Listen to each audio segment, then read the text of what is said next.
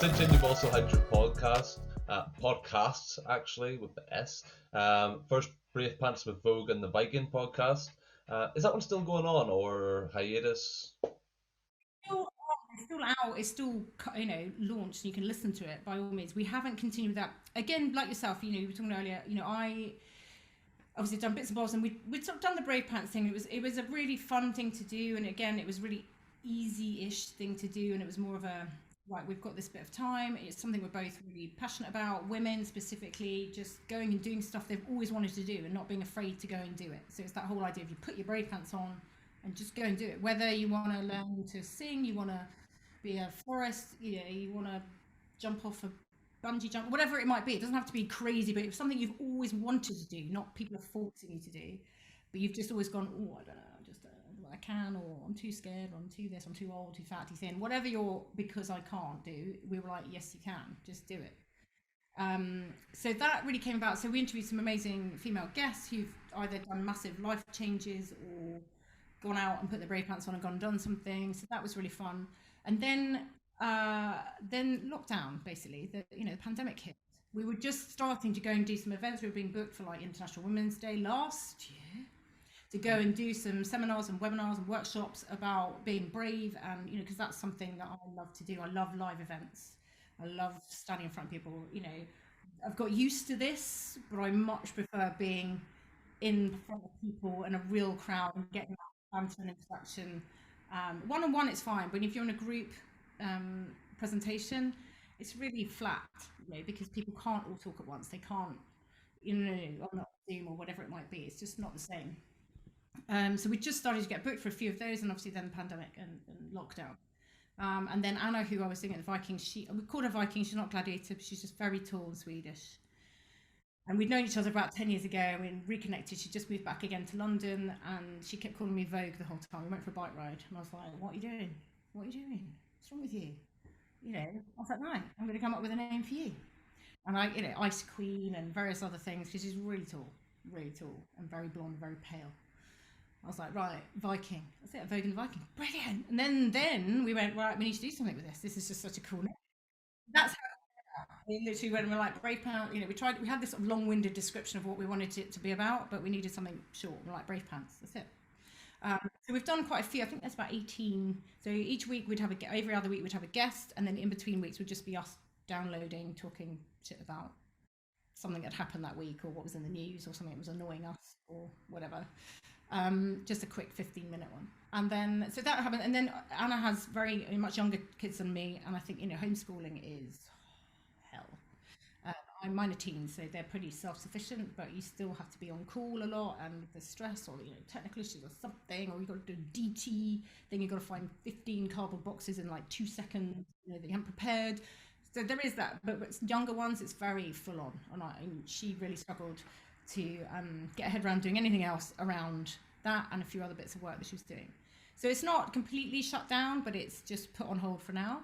And then, like you, I just went, right, at the end of 2019, I went, yeah, brilliant, this is it. 2020 is the year.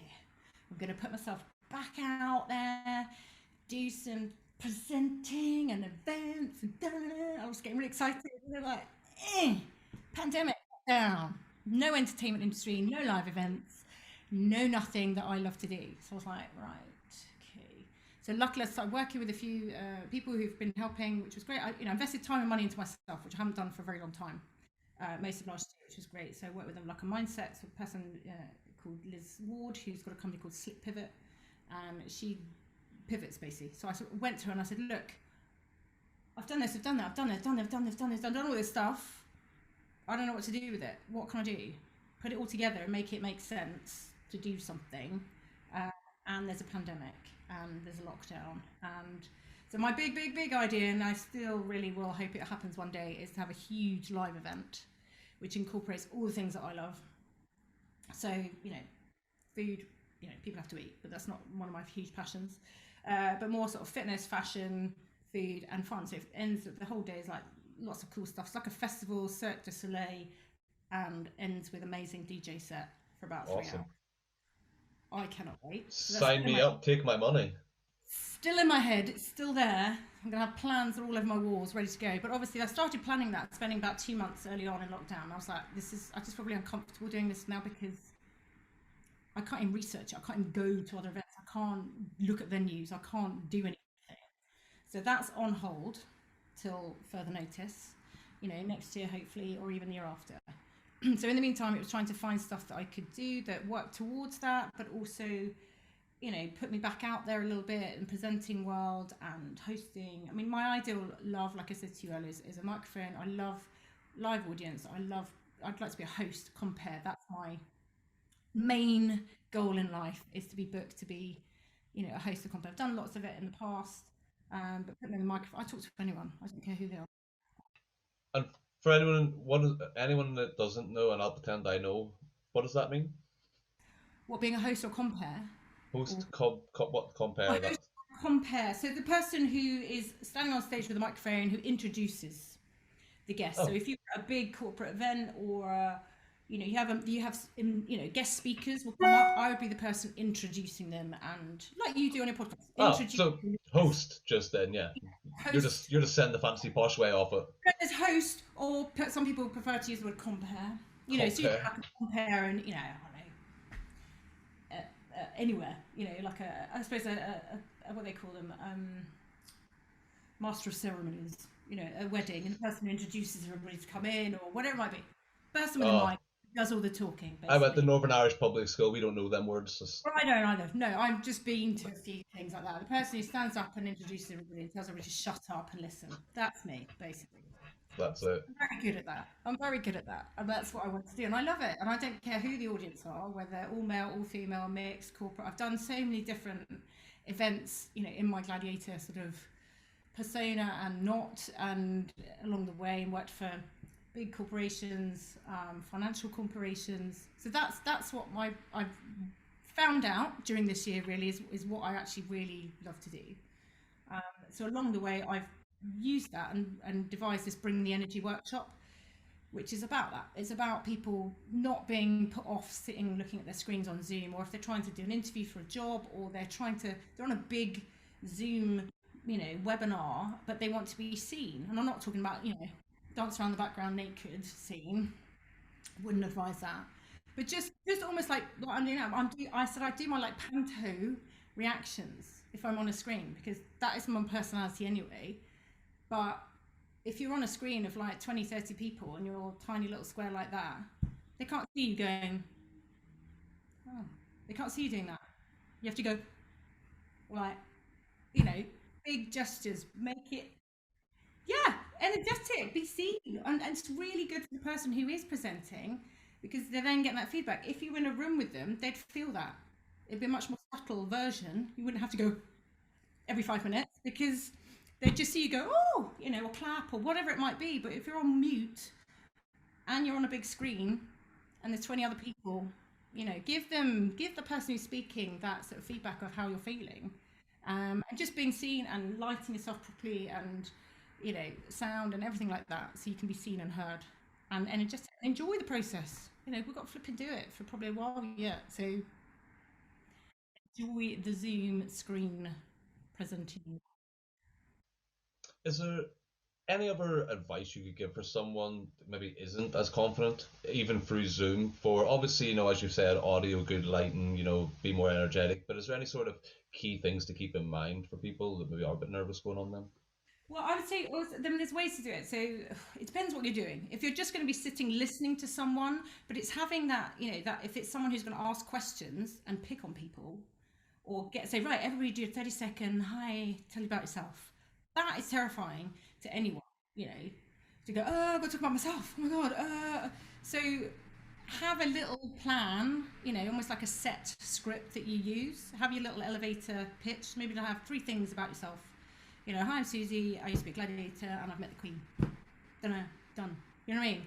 It's sort of, or I love dogs, or whatever it might be. And also, I say have something behind you that is appropriate, obviously, but shows your personality. So whether you're, I don't know, a Star Wars geek, or you love, Harry Potter, Hufflepuff yeah, pillow. exactly. So that's something. So it's a conversation piece. So if someone goes, oh, what's that on that? What's that cushion? What's that? What is that? whatever it might be, it's interaction. So someone go, why have you got a microphone behind you? Oh, that's because I do a podcast. Or whatever it might be. So it's not just you on the screen. People are looking what is behind you. They're not just looking at your face. Even if you are a small little square, they will still don't have your dirty washing hanging behind you. Don't have inappropriate things. Did you see that girl on Welsh News? I think it was, who had a Is she the one that had the sexual handcuff or something hanging? Yeah, so strange. a shelf there, massive inappropriate thing. If she was talking about sexual health or sex, that's fine. It's appropriate because that's what you're being asked about, but you're not. So What was she talking about? Did they say what she was actually talking about? unemployment. I was like, well, you're not going to get employed unless you get rid of that. Really, I'm all about yourself. I'm all about being yourself, showing your true personality, but the sort of pitch it to who you're talking to. Yeah. It's not about being totally like laid back. If if you are trying to get a job, if you're in an interview, be engaged, be interested, have interesting stuff about yourself on post-it notes at the side, because in that moment of nerves and panic, you will forget. Have them stuck on a wall in front of you, whatever it is, just little cues, little reminders. So if someone says to me, right, tell me 3 things people may not know about you, tell me, they will put you on the spot with those questions. So rather than going, panic, it doesn't matter really what it is. It's just about you showing outside of your work CV other things that you do. And I think that is also important for people. So don't be afraid to be yourself, but pitch it right to your audience. That's what I say. And also, get with confidence thing. I think also get yourself in the zone. So if you are going for a job, whatever gets you in the zone, whether it's like relaxing music beforehand, like full trance house, whatever it is that is your thing, rock out beforehand. So you get it all out your system, and then you go, oh, okay, hi. That's it.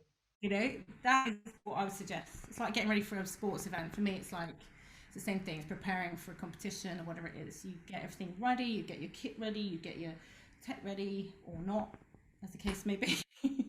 As much as possible to be ready. So then you haven't got all those other distractions going on, and you can just focus on what you got to say. Because I think my most awkward bit doing podcasts is, and people that watch won't even notice this because they only see the zoomed in on who's talking bit, but when other people are talking, obviously guests have a lot bigger segments than me, and I just usually sit here going, because I don't know what else to do. I'm like, if I smile, they're going to think I'm really weird because I shouldn't be smiling. But I'm engaged. That's why I focus in, no, and I end up just staring at the camera going. And then I'm like, this guest must think I'm way weird, way weird. Because if you watch any TV interview, especially if it's pre-recorded, so they'll have, especially if it's like 2 people talking, you'll have the guest and you'll have the interviewer, and you'll have the shot of the guest saying what they're saying, and then you always have the shot of the interview going. I've done it a million times. I'm like, this is ridiculous. This is so not what I would be doing if they were speaking to me. But they do that quick shot of you going, oh, that's really interesting. No idea what you're talking about. And no one's sitting there. I'm not listening to anyone, but I'm just going to nod as though I'm really interested in what you're saying. You are generally watching someone speak, so it's completely different. Yeah, but that's my biggest thing. And I know some people as well. I know a lot of podcasters who actually don't like talking, which is a really weird thing when I've talked to them about it. And yeah, I had a conversation with a podcast. I'll not say it, but I had a conversation with a podcaster who enjoys interviewing people, but in like short form questions. So like he'll literally give them like the tiny snippet and then just have them elaborate pretty much on the entire thing, because he doesn't like talking, but he likes hosting the podcast.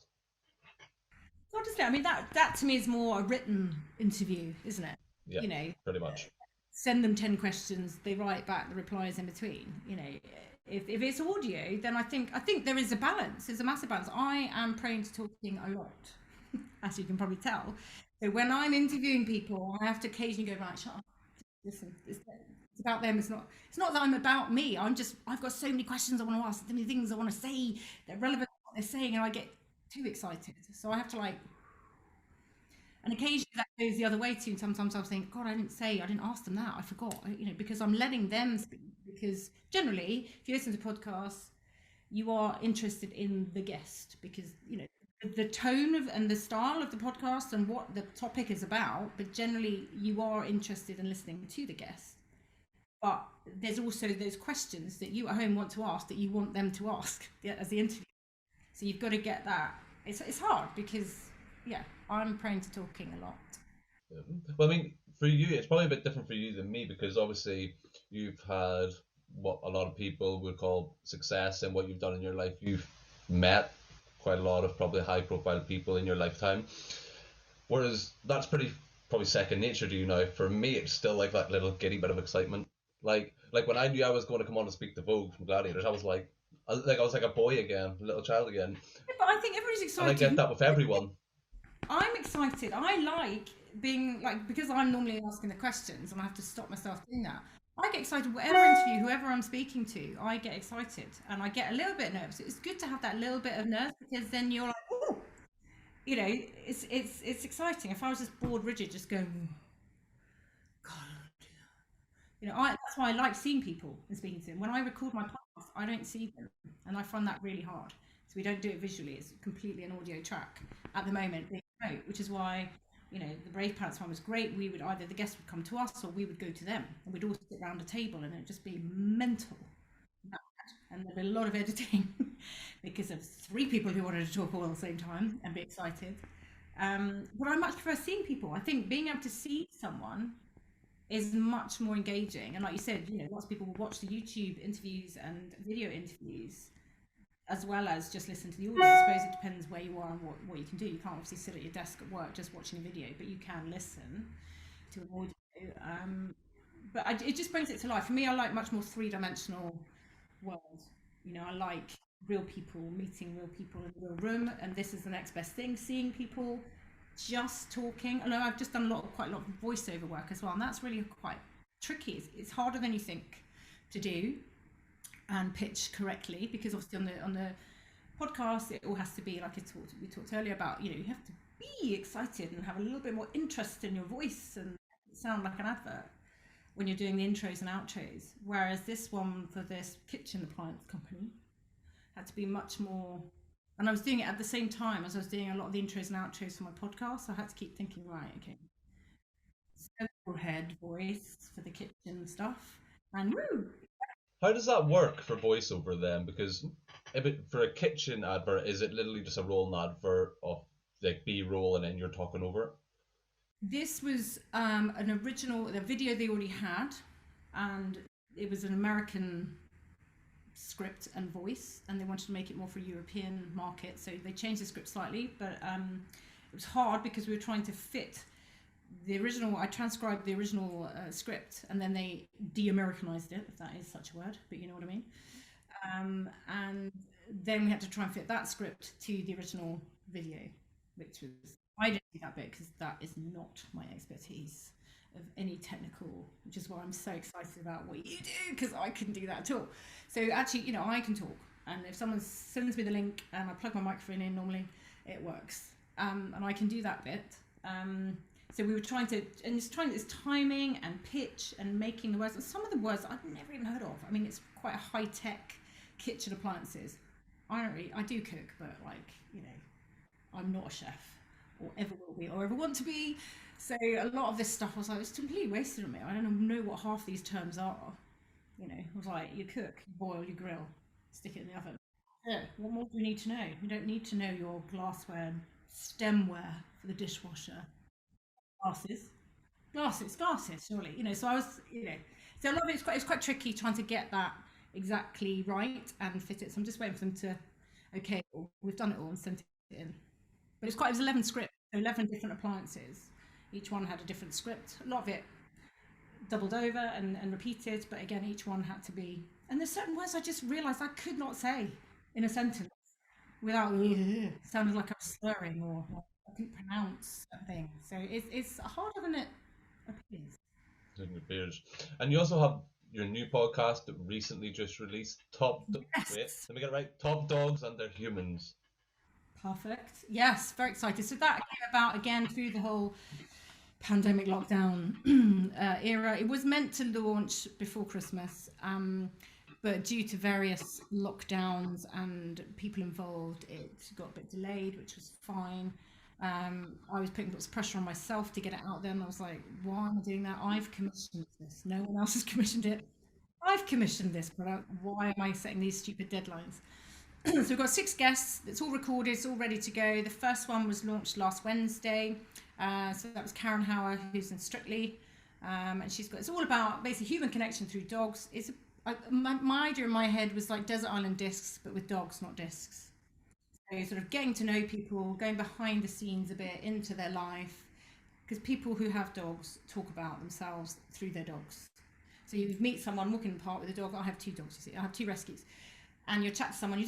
You chat to the dogs and you talk about the dogs, but you end up finding about their life because you talk about the dogs. They don't say, "Oh, hi, I'm so and so, and I haven't left the house for like 3 weeks." They will tell you that about the dogs, you know. So that was the idea, to get more high profile people on, not necessarily having to talk about themselves with those direct Piers Morgan style interviews, but you find out where they grew up and how long they've had dogs, their love of dogs, you know, people in their life who've come in, and, you know, all that sort of stuff. But hopefully, yeah, hopefully it's going to do well. So the second episode went out today, and that's with DJ Nikki Beatnik, who's amazing. She's worked with every single celebrity that you can think of on the planet, I feel. Um, so she's amazing. So her one's gone out today, and then there's 4 more to go. Finishing with a gladiator, funnily enough. Awesome. Yeah. Uh, so yes, I'm launching at the moment. So please, anyone, go and listen to it. I'll talk about your podcast if you talk about mine. Uh, yeah, reviews help, don't they? I mean, reviews help just get more people to see you and hear you, and be able to find it. So if anybody does review yours, I will do yours, obviously. Um, yeah, amazing. So yeah, that's exciting because I love dogs and I love talking to people. So I was like, let's put those two together.